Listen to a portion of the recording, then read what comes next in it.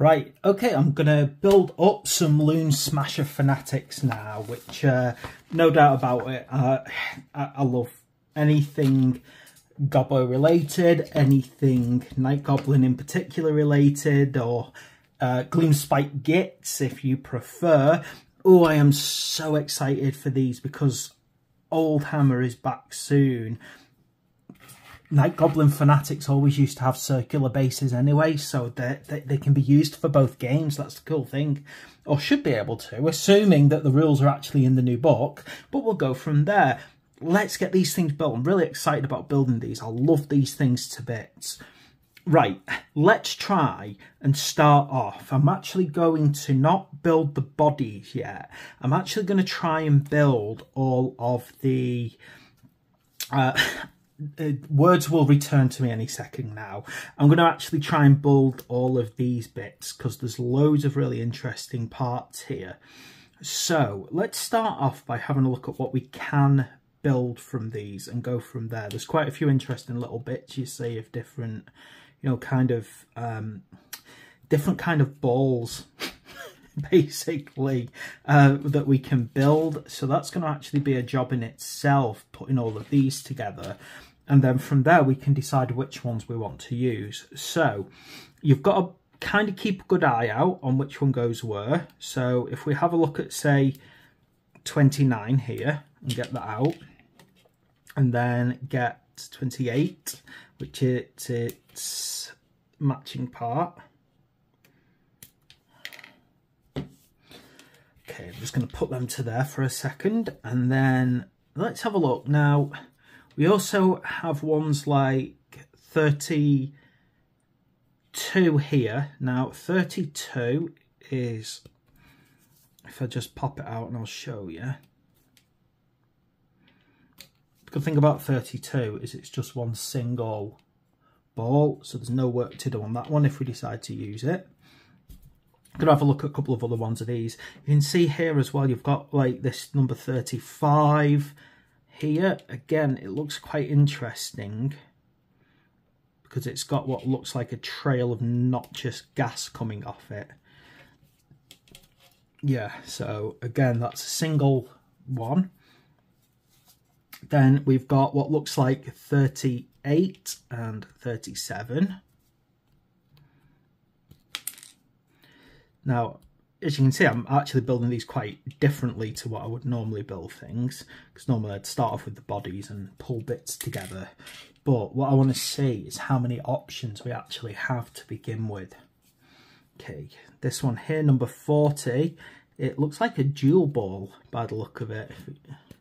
In fact, do you know, I always get kind of suspicious with Games Workshop miniatures when you see things like this.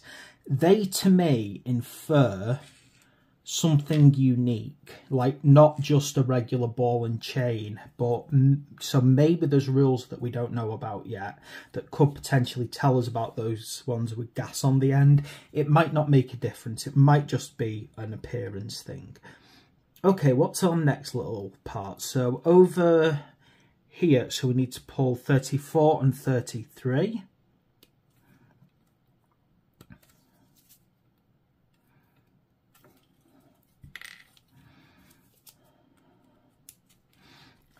I'm going to admit, I tried to get another pack of these from Stormbringer. I was really tempted, but I just couldn't find one in the shop. It's obvious it was a popular model.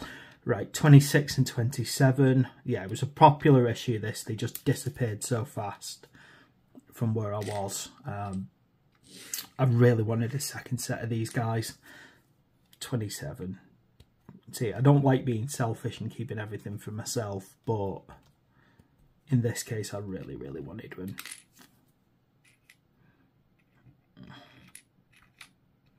Right, come on, pick you up. Okay, what else have we got here?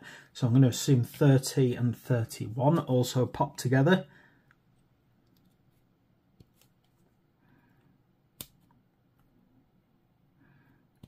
Very spiky one, that.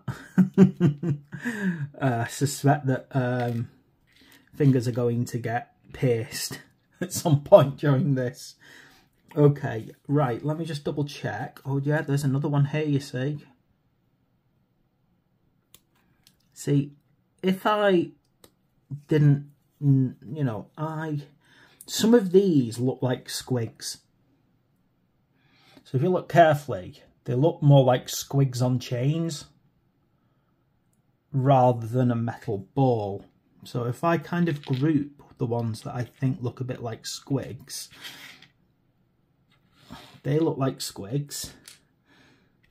They look like actual balls. So yeah, you can see there's definitely a bit of a pattern there. That could be a ball as well, but it looks like it's very fleshy. Let's see if I can find one more. Yeah, look here. Can you see this one?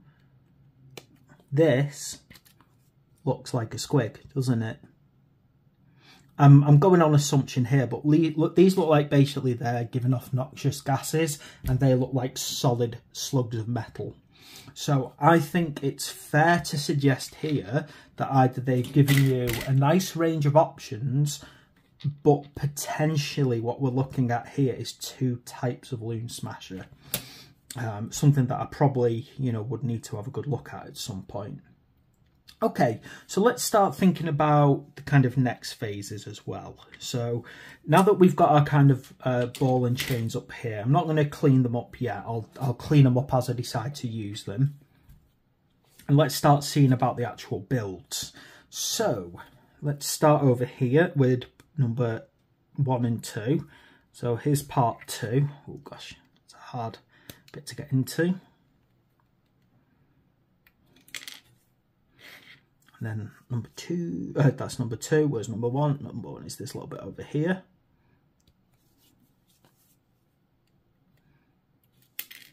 Okay. Now,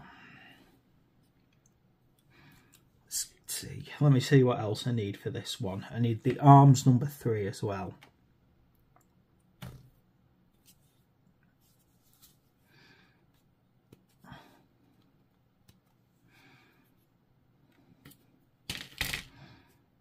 Like it's an injection point, needs to take it off. Okay, let's tidy this guy up.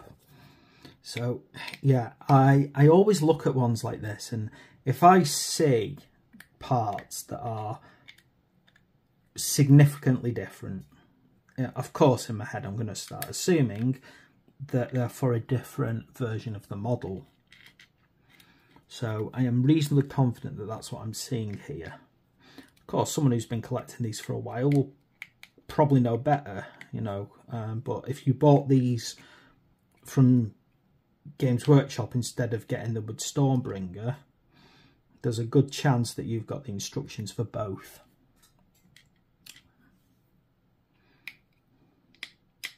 In fact, I've been looking on the kit itself as well.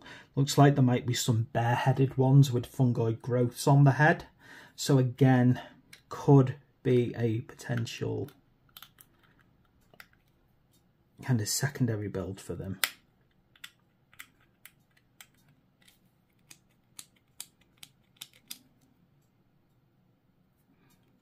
Quite a bad little mould line on this guy. Don't like it.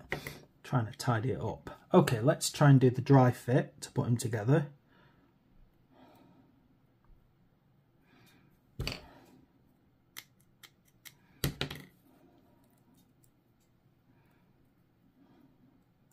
Little guy, that.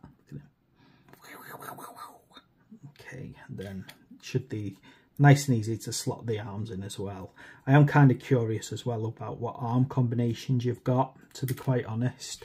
It doesn't look like the arms are universal, so it does look like we have to build them, the body part anyway, as is. Now,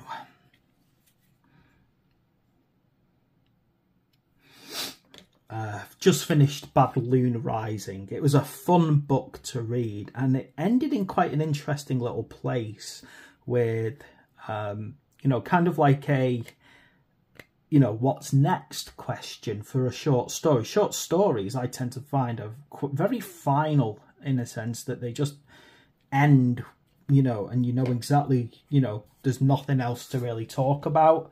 But I felt that the book actually had quite a satisfying conclusion towards the end. And by the same logic, though, there is that kind of, could there be more to that story? Could something else happen in the future? So in that regard, I kind of like the idea of a book like that. Yeah, it's quite an interesting book about basically a runt grot who is bullied by all the others, particularly the loon boss, gets a load of power, and as you might guess, takes over the tribe, and that's the short and easy discussion of it. The long version of it is that there's a lot more to it. Right, you can choose between head number 5 by the look of it, which is this one with fungus on the top of it, or you can go for head number 4, which has a hood, which is this one here. I want my guys to have hoods. Now, one thing I loved about Bad Loon Rising, and it's given me kind of an inspiration almost for my Gloomspite Gits and what kind of like feeling I want them to have. And the book has a beautiful group of Gits, grots, basically, who live outside, and they go around on wagons, and they've got very like long hoods. It's not the main part of the story, that it's just like an aside in the story, you know, like describing one clan. And I really enjoyed it because I thought that was like a really novel idea for Gloomspite Gits, to have a group who, you know, actually spend a bit of time up on the surface, actively move around. And I thought, how cool would that convoy look that they have? Basically, it's the grot version of the, or what are they called? Jawas. There's no other way to put it. Right. Let's decide what ball I'm going to put on here then. So, assuming that it doesn't really matter what you do with these, I'm really torn because I love these noxious gas ones with what looks like, honestly, I think this is some kind of squig. It looks alive. Okay, so I think I'm going to go for these rather than these, because although I like the big spiky ball, there's something really cool about these big chunky gas spilling whatever they are. Yeah, so I think that's quite interesting little, regardless of whether or not these are just alternative balls. They might have special rules. I'll have to dig it out, find the war scrolls and so on. But assuming that they're not an alternative, I just like the way they look. They look interesting. But what I don't want to do is mix and match, just in case it turns out that there's a very clear distinction between them and what they are.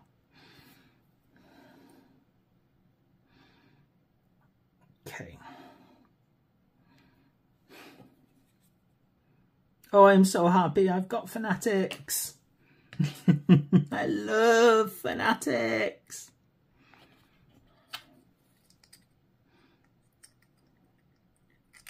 I've got to try and get him on his base now. Oh gosh, now I have to admit this is going to probably be a hard guy to glue down. There we go.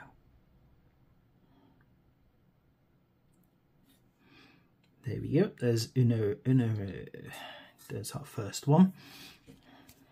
Okay. Right, let's start putting the next one together. So 7 and 6. So let's find 7 and 6 over here.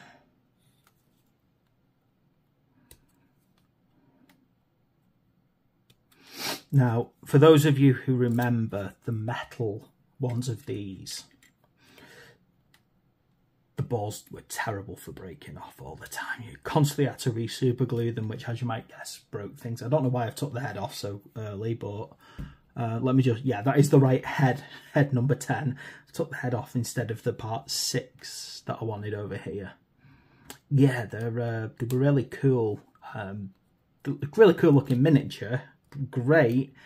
The look of despair on people's faces when they kind of flung out of a unit of night goblins. One thing that I always used to find interesting about them is I assumed originally they were the first Fanatic miniatures ever created, though apparently if you go back you'll actually find before the night goblins were created, you'll actually find a goblin version apparently made of metal, a metal goblin version from further back. So they've been around for quite a long time in Warhammer. And like with night goblins, you know, they... It's not coming off, is it? Yeah, like with night goblins, they're very...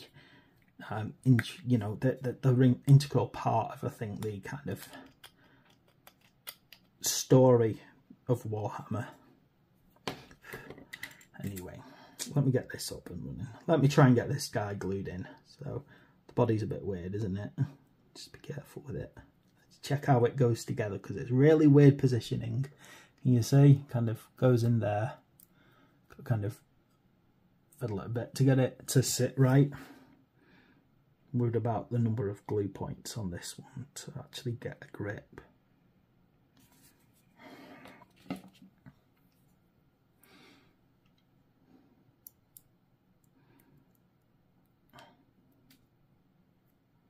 Oh, turned it the wrong way then. Okay, then tidy up this head.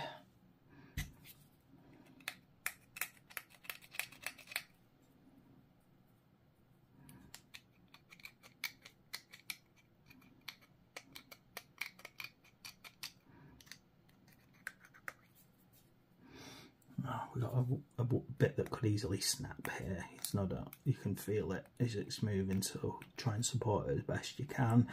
I'm finding there's quite a heavy mould line down it that needs tidying up as well.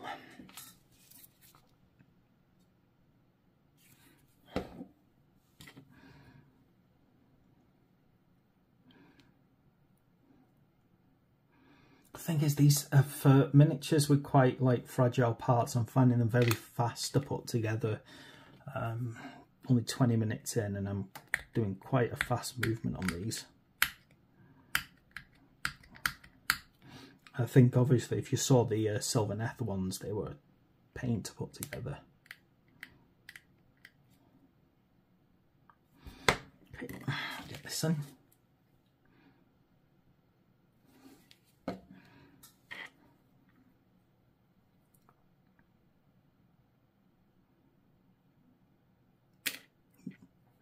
Go on, glue properly.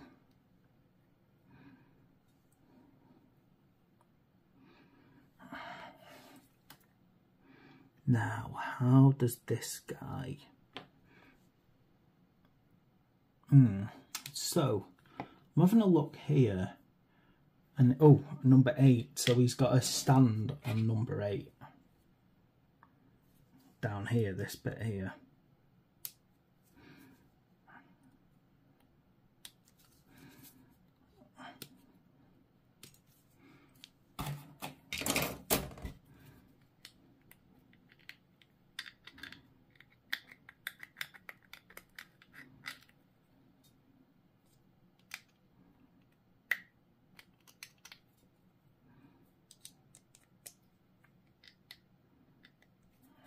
Let's try where this one goes into now. Yeah, this is around the back of the miniature.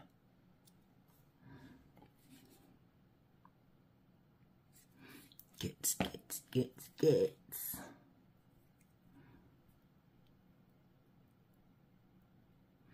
Cool. I love these things. I'm sorry, I don't care what anyone says. These are amazing.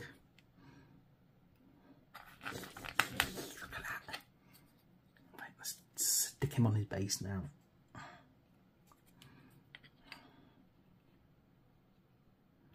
There we go, 2 down. Hey. Right, right, this one's going to take a bit longer, 15, 16 and 17. So a few more parts to actually deal with by the look of it. Let's have a look. So there's 17.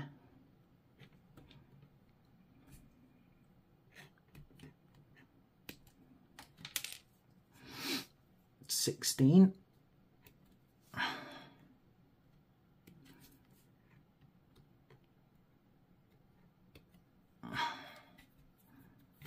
Where's that body bounced off to? Keep that near. Then 15. This little bit of cloth.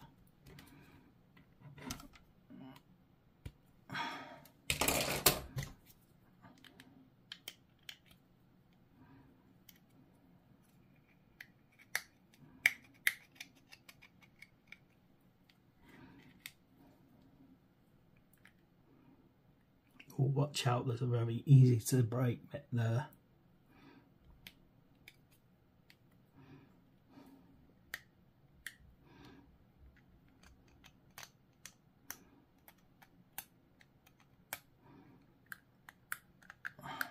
There's like feels like an injection point right on the place that needs to be moulded. Right, I'll try fit this one because it looks like it could be a difficult one to put on. Right, so it feels like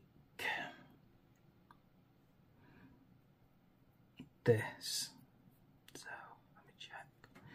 Yeah, so what we got is just trying to get it settled in the right place first so I'm sure of it. Yeah, like that. So what you're doing is that bit where it curves, that goes downwards.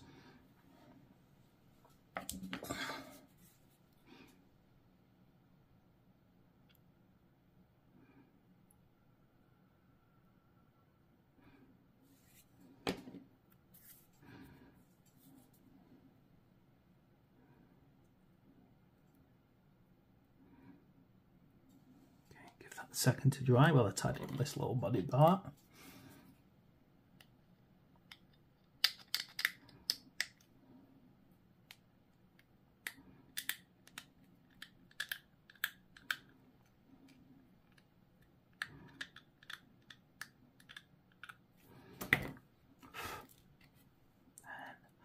Do a bit of a dry fit, but that should be nice and easy. Yeah, it is. It's an easy one, that.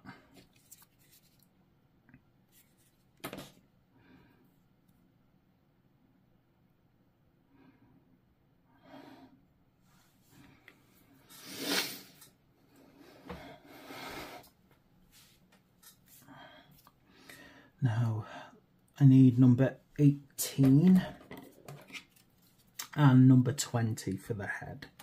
So I'm going to use that head there, number 20.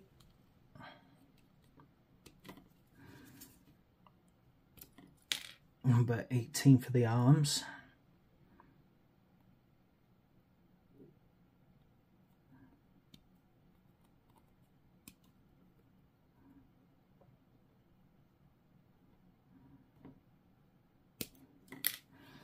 Get those tidied up quick.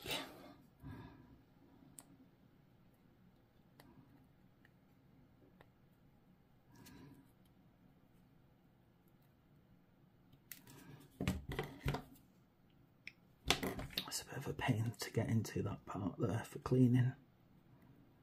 Again,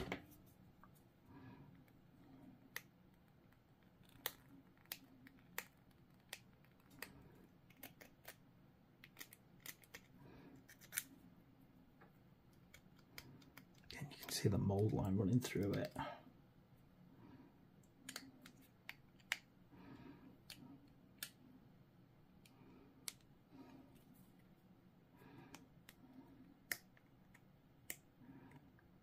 There's also an injection point just there by the look of it, right on the arm. Right. Again, get another one of these balls.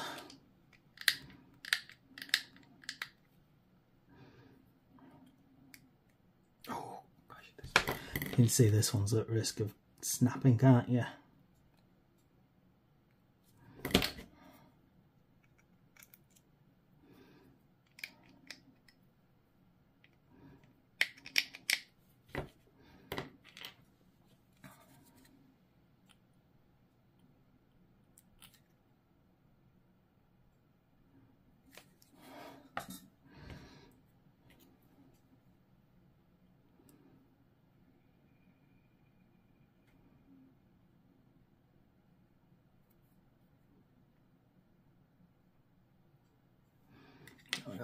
I'm going to give that a chance to dry while I tidy the head up, put that on.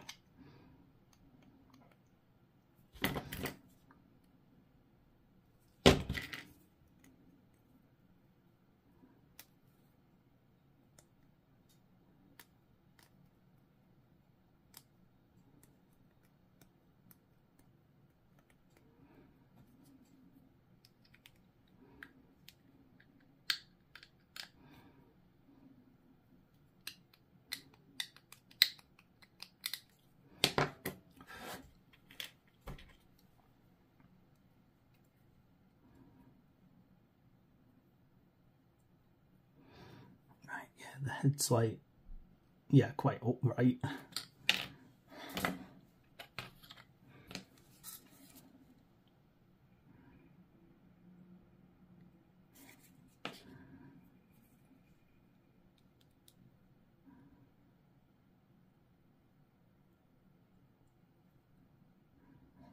Okay.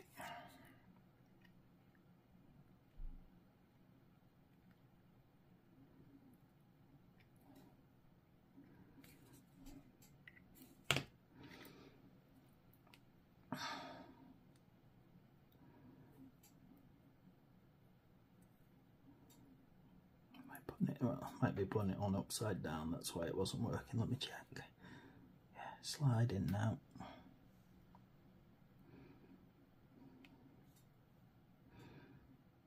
There we go. Oh, he looks cool.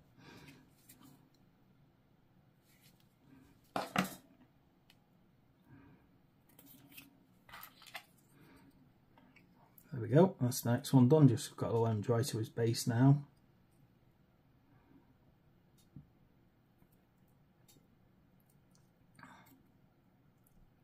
No doubt about it, there's definitely a certain amount of like instability with these guys. Right. Looking at this one as well, he might be best pushing a bit back towards the end of the base for stability. If you put him in the middle, I think he's gonna wobble. Oh gosh.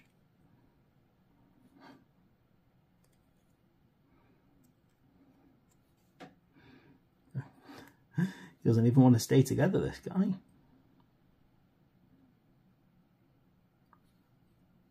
Never mind stick to the base, he doesn't want to stick together.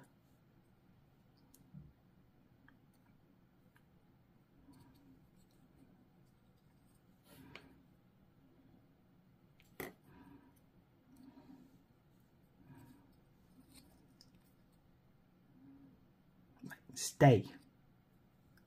Stay, you git.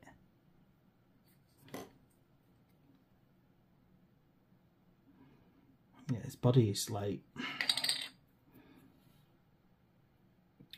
because it's in like, you know, a couple of little pieces, it's like very easily losing balance while it glues.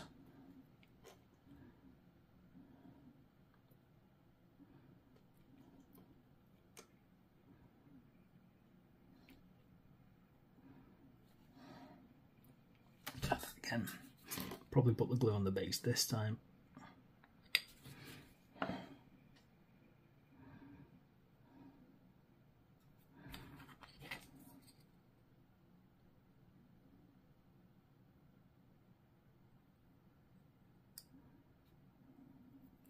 Oh, he's going to give me some trouble drying, isn't he?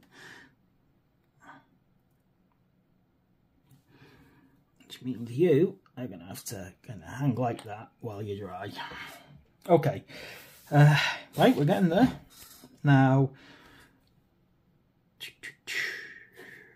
Right, 21, 22.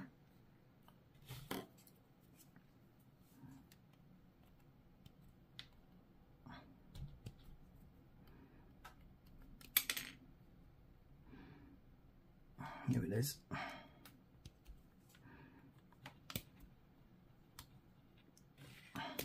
Then 23 for the arms.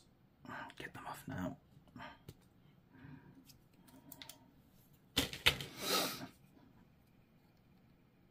Starting to think what I should do is like glue the body to the base as early as possible.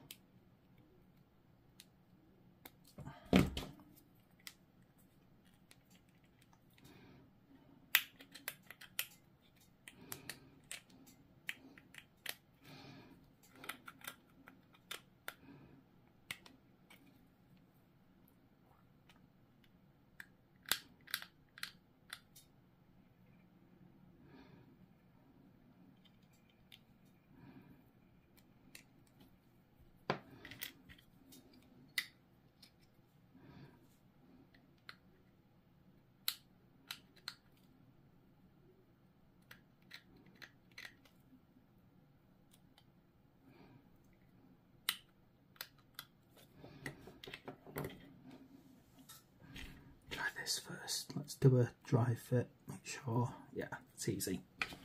Just pop the body right on there.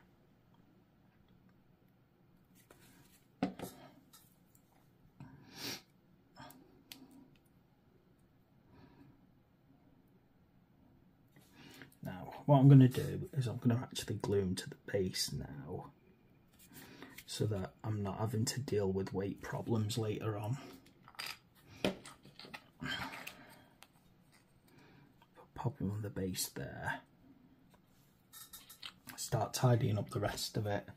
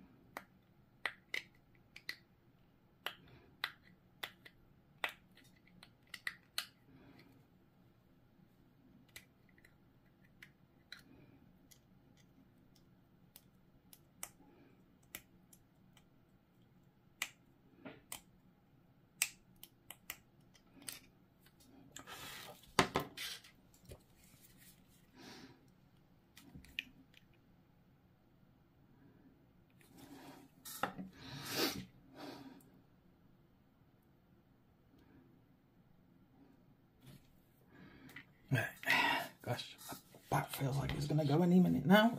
Give me a second. Okay, what head do I need? Decided to stick all to hooded on this one, so it was 24.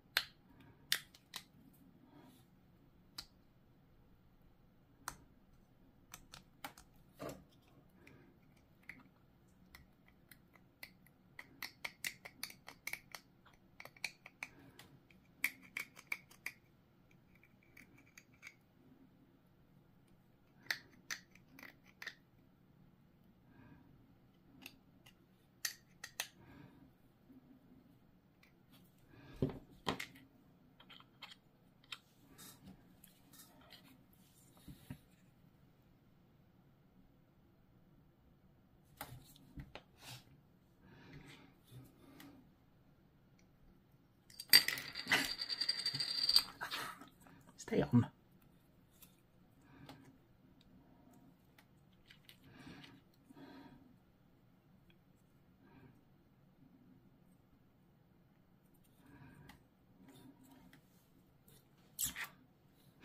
Now, hopefully that should nicely slot into there.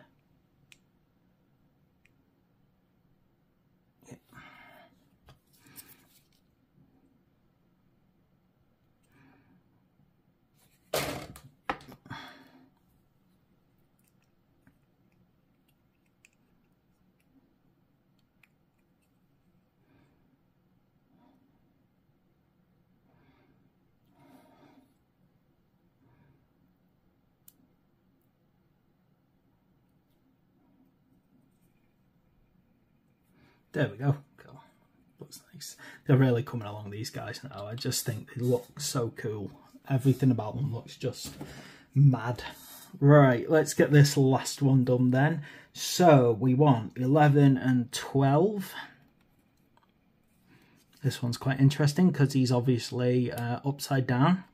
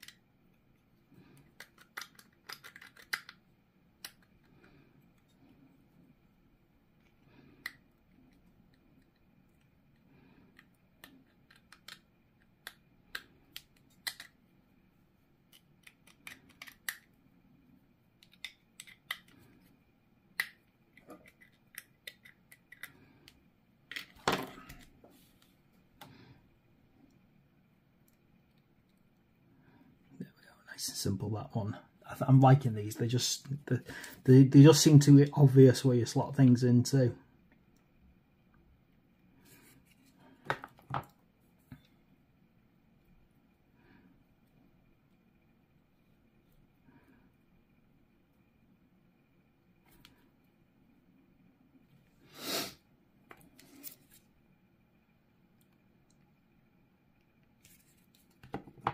Right, I think, again, starting to glue him onto his base just so we've got some stability to work off, because look how kind of off-centre of gravity this thing is. Okay, now what else happens here? So we need to get number 14 for his head.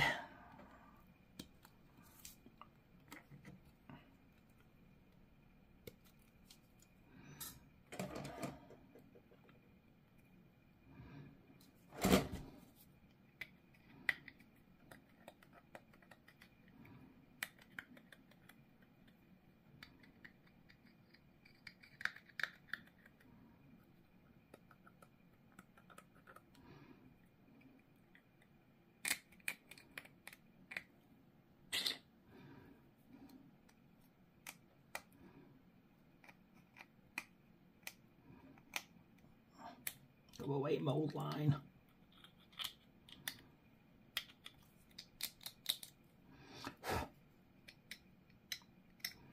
Okay, so it's Ed. Oh, it's going to be best to put the glue there.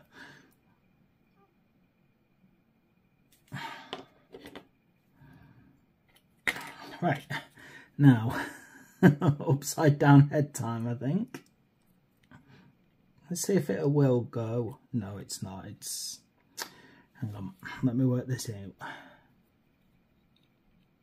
It should be quite interesting to try and work out how you put the head on, because it feels like you need to slide that through there, but it's really not right. I think it really is very far back. Yeah, it's just on from that side. So the head's like literally almost breaking off. It's that far back. Right, and finally, let's get the last one of these fleshy looking fleshy looking balls.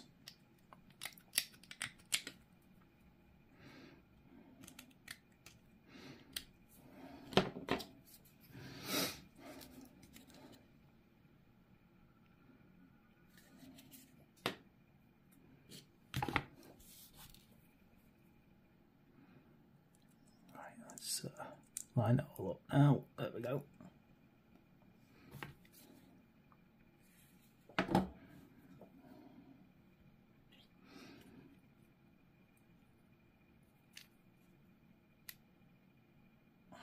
There we go. That is the Loonsmasha Fanatics all done. So you can see, I mean, I've gone for fully covered heads, but you can go with the bare-headed ones. There's also a lot of little extras to add to the bases. And then there's also this guy here, which is a grot who's vomiting everywhere that you can include for fun. But I'll probably do that some of the time. So there we go. That's how we put together our Loonsmasha Fanatic. So thanks for watching. Please like and subscribe, and I will see you in the next video.